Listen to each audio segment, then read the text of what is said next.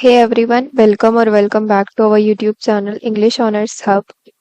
आज की वीडियो में हम करने जा रहे हैं DSC 7 रोमांटिक लिटरेचर की एक बहुत ही बेहतरीन पोएम टिंटन एवे जिसको लिखा है विलियम वर्ड्सवर्थ ने। तो आइए सबसे पहले हम पोएट के बारे में थोड़ा बहुत जान लेते हैं। तो विलियम वर्ड्सवर्थ बॉर्न हुए थे 7 अप्रैल 1770 में और इनकी डेथ हुई थी 23 अप्रैल 1850 को। और ये एक बहुत ही अच्छे इंग्लिश रोमांटिक पोएट है जिन्होंने सैमुअल टेलर कॉलरिज के साथ रोमांटिक एज की शुरुआत की थी इंग्लिश लिटरेचर के अंदर अपनी जॉइंट पब्लिकेशन लिरिकल बैलाड्स के साथ। वर्ड्सवर्थ, कॉलरिज और साउथी इन सबको द लेक पोएट्स कहा जाता है। विलियम वर्ड्सवर्थ काफी क्लोज है अपनी बहन के डोरोथी के साथ। इन्होंने अपनी ग्रेजुएशन कंप्लीट की है कैम्ब्रिज यूनिवर्सिटी से और इनकी ज्यादातर पोएम्स लव ऑफ नेचर के ऊपर बेस्ड होती हैं। तो आइए शुरू करते हैं इस पोएम को। Lines composed of few miles above Tintern एबे, ये पूरा नाम है इस पोएम का। पोएम शुरू करने से पहले मैं आपको बताऊं कि जो पोएट है जब 23 साल के थे तो वो टिंटन एबे पहले भी आ चुके हैं घूमने और अब 5 साल बाद वो दोबारा से यहाँ पे आए हैं अपनी बहन के साथ जब वो अब 28 साल के हो चुके हैं। तो अब लाइन्स 1 to 8 देख लेते हैं। 5 years have passed, 5 summers with the length of 5 long winters। मतलब 5 साल बीत चुके हैं, 5 गर्मियां चली गई एंड 5 लंबी सर्दियां चली गई। लंबी सर्दियां इसलिए क्योंकि विंटर के टाइम पे हमें बड़ा लगता है दिन। And again I hear these waters rolling from their mountain springs. अब वो फिर से इन वाटर को, इस पानी को बहते हुए सुन सकते हैं माउंटेन स्प्रिंग से। With a soft inland murmur once again, एक बहुत ही सॉफ्ट मर्मरिंग साउंड के साथ। Do I behold these steep and lofty cliffs that on a wild secluded scene impress thoughts of more deep seclusion and connect the landscape with the quiet of the sky। तो poet बोल रहे हैं कि अब वो फिर से ये इन खड़ी चट्टानों को, क्लिप्स यानी चट्टानों को देख सकते हैं इस बहुत ही शांत सीन के अंदर। और ये जो पूरा सीन है ये पोएट को मजबूर कर दे रहा है कि ये इस लैंडस्केप के बारे में, इस पूरी सराउंडिंग के बारे में और गहराई से सोचे। और ये जो क्लिप्स हैं, ये जो चट्टाने हैं, बड़ी बड़ी खड़ी चट्टाने, ये कनेक्ट करती है इस पूरे लैंडस्केप को स्काई के साथ। तो इस पूरे स्टैंजा में यही कह रहे हैं वर्ड्सवर्थ कि वो 5 साल बाद दोबारा यहाँ पर आए हैं और फाइनली अब वो सुन सकते हैं इन पानी को बहते हुए माउंटेन स्प्रिंग से। और काफी इनको यहाँ का जो एटमॉस्फेयर है बहुत अच्छा लग रहा है। अब वो इन खड़ी चट्टानों को देख पा रहे हैं। पूरा जो एनवायरनमेंट है स्पीकर के अराउंड वो काफी पीस से भरा हुआ है। अब हम नेक्स्ट लाइंस की तरफ बढ़ते हैं। The day is come when I again repose here under this dark sycamore। अब वो दिन आ गया है जब मैं फिर से, रिपोज यानी आराम, जब मैं फिर से आराम कर सकता हूँ इस डार्क सिकेमोर ट्री के नीचे। ये होता है सिकेमोर का पेड़, इसके नीचे अब वो आराम से आराम कर सकते हैं। And view these plots of cottage ground, these orchard turfs which at this season with their unripe fruits are clad in one green hue and lose themselves mid groves and copses। तो मतलब अब वो यहाँ इस पेड़ के नीचे लेटे लेटे देख सकते हैं ये कॉटेज ग्राउंड्स को और ऑर्चर्ड टर्फ्स यानी फ्रूट के बगीचों को, जो कि इस सीजन में अभी तक पके नहीं है, अनराइप है। इस सीजन मतलब जिस टाइम वो आए हैं, जुलाई के सीजन में वो आए हैं, तो जुलाई के सीजन में इसके जो फ्रूट्स हैं वो अभी पके नहीं हैं, अभी वो ग्रीन कलर के हैं। ग्रीन कलर के होने की वजह से वो छुप गए हैं छोटे और बड़े पेड़ों के बीच में। ये जो ग्रीन कलर के फ्रूट्स हैं वो छुप बैठे हैं, अपने आप को खो बैठे हैं। Once again I see these hedgerows, hardly hedgerows, little lines of sportive wood run wild। अब मैं दोबारा से इन hedgerows यानी झाड़ियों को देख सकता हूँ और ये झाड़ियां इतनी छोटी छोटी हैं कि ये तो ऐसे ही फैली हुई हैं खेतों के अंदर। These pastoral farms green to the very door, and wreaths of smoke sent up in silence from among the trees. तो इन लाइंस का मतलब है कि ये जंगली फार्म्स, पेस्टोरल फार्म्स मतलब जंगली फार्म्स पूरे हरे भरे हैं, और इन पेस्टोरल फार्म्स के बीच से wreaths और स्मोक यानी धुएं का जो छल्ले होते हैं वो हवा में उठ रहे हैं इन ट्रीज से के बीच में से। बहुत ही शांत सीन है और ट्रीज के बीच में से स्मोक हवा में उठ रही है। तो इन पूरी लाइंस में पोएट कहते हैं कि वो दिन आ गया है जब वो आराम से डार्क सिकेमोर ट्री के नीचे आराम से रिलैक्स कर सकते हैं और यहाँ से देख सकते हैं फ्रूट ऑर्चार्ड्स को, और जिनके जो फ्रूट हैं वो पेड़ों के जो फ्रूट हैं अभी तक अनराइप है, पके नहीं है, जिसकी वजह से वो छोटी मोटी झाड़ियों के बीच में छुप गए हैं। और वो हेजरोज देख सकते हैं, और धुएं के जो छल्ले हैं वो हवा में उठ रहे हैं, वो देख सकते हैं। बाकी नेक्स्ट लाइन्स है, with some uncertain notice as might seem of vagrant dwellers in the houseless woods, or of some hermit's cave where by his fire the hermit sits alone। तो ये जो पूरा सीन है कि हवा में धुएं के छल्ले उठ रहे हैं, ये सब वैग्रेंट ड्वेलर्स यानी जिप्सीज को इंडिकेट कर रहा है। जिप्सी यानी बंजारन, जो कि हाउसलेस वुड्स में रहते हैं, या फिर यहाँ आसपास किसी हर्मिट का केव होगा, और वो हर्मिट मतलब हर्मिट यानी साधु अकेला बैठा होगा फायर के सामने। तो हो सकता है कि वहां से ये धुआं आ रहा हो। तो पोएट यहाँ पे यही कह रहे हैं कि या तो ये धुआं जिप्सीज के वहां से आ रहा होगा या फिर किसी हर्मिट के केव से आ रहा होगा। अब नेक्स्ट लाइंस की तरफ बढ़ते हैं। These beauteous forms, through a long absence, have not been to me as is a landscape to a blind man's eye। ये जो पूरा ब्यूटीफुल लैंडस्केप है, जब मैं यहाँ पे नहीं था इतने टाइम से, 5 साल तक जब मैं यहाँ नहीं था, तो ये लैंडस्केप बिल्कुल एक ब्लाइंड मैन की आंखों जैसे मेरे दिमाग में छप गया था। मतलब कि जैसे कोई अगर मैन ब्लाइंड हो जाता है तो इस सीन को देखते देखते तो जिंदगी भर तक उसके दिमाग में ये सीन छप जाएगा। उसी तरीके से पोएट के दिमाग में भी ये पूरा जो सीन है टिंटन एबे का, वो उसके दिमाग में पूरा अच्छी तरीके से छप चुका है। But oft in lonely rooms and mid the din of towns and cities I have owed to them.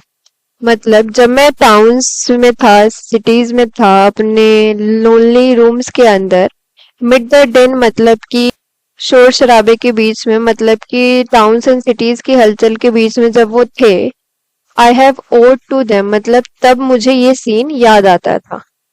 In hours of weariness sensation sweet felt in the blood and felt along the heart and passing even into my purer mind with tranquil restoration feelings too। जब भी poet थके हुए होते थे उनके थकावट के दिनों में, वो इस स्वीट सेंसेशंस को मतलब इस पूरे लैंडस्केप को याद करते थे, जो सीन ये 5 साल पहले यहाँ से देख के गए थे, जो कि इन्होंने अपने ब्लड में और अपने हर्ट में फील किया था। और ये जो पूरा सीन है वो पोएट के दिमाग में भी आता था विथ ट्रैंक्विल रेस्टोरेशन, मतलब कि ये जो पूरा सीन है वो उनके दिमाग में रिस्टोर हो गया था और फीलिंग्स भी रिस्टोर हो गई थी। तो इस पूरे पैरा में वो यही कह रहे हैं कि इतने दिन ये इस सीन से अलग रहे, फिर भी इनको ये सीन बिल्कुल अच्छी तरीके से याद है। और जब भी ये टाउन्स और सिटीज में अपने रूम में रहते थे, तो जब भी बहुत ही अच्छा फील नहीं करते थे तब ये सीन याद करते थे और इनको कंफर्ट मिलता था उसको याद करके। और ये सीन इनके पूरे दिमाग में, ब्लड में, हार्ट में, सब जगह बस चुका है और रिस्टोर हो चुका है। अब नेक्स्ट लाइंस की तरफ बढ़ते हैं। ऑफ अनरिमेम्बर्ड प्लेजर सच परहैप्स, ये जो वो फील कर पा रहे हैं, ये फीलिंग उन्हें अनरिमेम्बर्ड प्लेजर मतलब जो प्लेजर वो कभी भूल नहीं सकते उसने दी है। as have no slight or trivial influence on that best portion of a good man's life his little nameless, unremembered acts of kindness and of love. फिर पोएट कहते हैं कि इस पूरे सीन का उनके ऊपर बहुत ही ट्राइवल इन्फ्लुएंस, बहुत ही गहरा असर पड़ा है उनके लाइफ के ऊपर भी। और कहीं ना कहीं उनके अंदर जितनी भी अच्छाइयाँ हैं वो इस सीन की वजह से ही डेवलप हुई है। और छोटे मोटे जो वो नेमलेस काम करते हैं वो भी इस सीन की वजह से ही हुए हैं। Nor less I trust to them I may have owned another gift or aspect more sublime, that blessed mood in which the burden of the mystery, in which the heavy and the weary weight of all this unintelligible world। और फिर poet कहते हैं कि इसके अलावा वो ये भी मानते हैं कि इस सीन के अलावा उन्हें एक और गिफ्ट मिला है कि अब उनका जो मूड है वो हमेशा ब्लेस्ड रहता है, और जो भी इस पूरे अनइंटेलिजिबल वर्ल्ड यानी मिस्टीरियस वर्ल्ड का जो भी बर्डन है उनके ऊपर अब वो नहीं होता, और जो बर्डन है वो कम हो गया है, और उनका जो मूड है हमेशा ब्लेस्ड रहता है। तो इस पूरे स्ट्रेंजर में उन्होंने यही कहा कि ये जो पूरा सीन है इसकी वजह से उनके ऊपर एक मॉरल इन्फ्लुएंस पड़ा है, और अब वो कोई भी काम करते हैं उसके अंदर काइंडनेस और लव आ ही जाता है। और वो ये भी कहते हैं कि उन्हें एक और गिफ्ट मिला है जो कि है ब्लेस्ड मूड, तो उनका मूड हमेशा ब्लेस्ड रहता है, और जो भी पूरा वेट है वर्ल्ड का वो कम करने में भी इस सीन ने मदद की है उनकी। अब आगे की लाइंस पढ़ते हैं। इज लाइट एंड मतलब वो वेट कम हो गया है। That serene and blessed mood in which the affections gently lead us on until the breath of this corporal frame and even the motion of our human blood almost suspended। तो जब भी हम nature को देखते हैं तो nature एक effect डालता है हमारे ऊपर, और हमारी जो ब्रीथिंग कैपेसिटी होती है, जो हम ब्रीथ करते हैं, और जो हमारा ह्यूमन ब्लड होता है वो एक टाइम के लिए रुक सा जाता है। We are laid asleep in the body and become a living soul, while with an eye made quiet by the power of harmony and the deep power of joy, we see into the life of things। हमारी body तो सो जाती है लेकिन हमारी जो आत्मा है वो जाग जाती है। उस समय हमारी आंखें तो शांत होती है पावर ऑफ हार्मनी और डीप पावर ऑफ जॉय की वजह से, और अब हम जिससे हम चीजों में जिंदगी देखने लगते हैं। तो इस पूरे स्टैंजा में कह रहे हैं कि नेचर इफेक्ट कर रहा है स्पीकर को, और वो कह रहे हैं कि हमारी बॉडी तो सो जाती है लेकिन हमारी सोल जाग जाती है हार्मनी ढूंढने के लिए और जॉय ढूंढने के लिए। और ये जॉय अलाउ करता है कि हम चीजों को एक अलग नजरिए से देखें और चीजों के अंदर अपनी जिंदगी देखें। अब आगे बढ़ते हैं। If this be but a vain belief, yet oh, how oft in darkness and amid the many shapes of joyless daylight, when the fretful stare, unprofitable, and the fever of the world have hung upon the beatings of my heart।